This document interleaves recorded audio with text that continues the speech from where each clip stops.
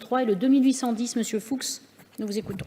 Merci Madame la Présidente. Madame la Ministre, mon collègue Sermier a dit l'essentiel des choses. C'est un projet qui a démarré dans sa phase 1 en exploitation en décembre 2011 pour 2,3 milliards.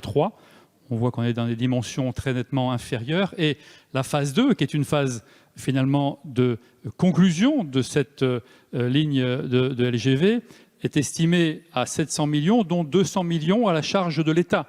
Donc on voit qu'on a des dimensions tout à fait différentes.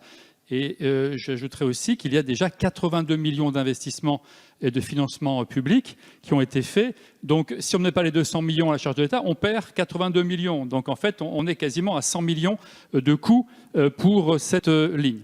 Bon, en tout cas, par rapport à la ligne dont on parlait tout à l'heure, on est quand même sur des dimensions très nettement différentes. Mon collègue a insisté sur l'importance locale, nationale et internationale de cette ligne. On aurait là 10% à peu près du trafic TGV sur l'ensemble du territoire, en reliant le sud et le nord de l'Europe, mais également l'Est et l'Europe centrale. Et cet élément est tout à fait déterminant.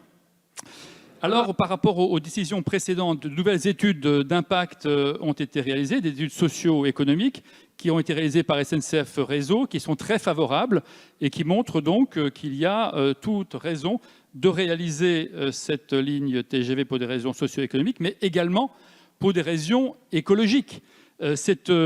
Actuellement, il y a sur ces trajets des déplacements massifs par la route. Par exemple, Strasbourg-Besançon, 64% des trajets par la route. Strasbourg-Lyon, 45% des trajets en voiture, 4h30 en moyenne, 531 km. Cette ligne, et c'est les études qui le montrent, sera carbone positive au bout de 12 ans seulement d'exploitation.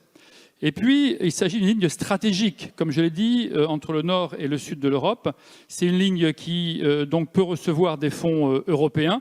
Et donc, il serait bien sûr tout à fait indispensable de pouvoir les voir se faire investir sur cette ligne. Cette ligne permettra également de développer de nombreux autres services qui n'existent pas aujourd'hui. Outre la régularité des trains, par exemple, quand vous faites un Strasbourg-Besançon, vous n'avez pas de train avant 10h30 le matin. Et puis ensuite, 10h30, midi, 14h. 3 trains en moins de 4 heures. Donc on voit bien que cette ligne n'est pas optimisée. Elle a été commencée. Je pense qu'avant de penser à faire de nouvelles infrastructures, il faut terminer les infrastructures existantes.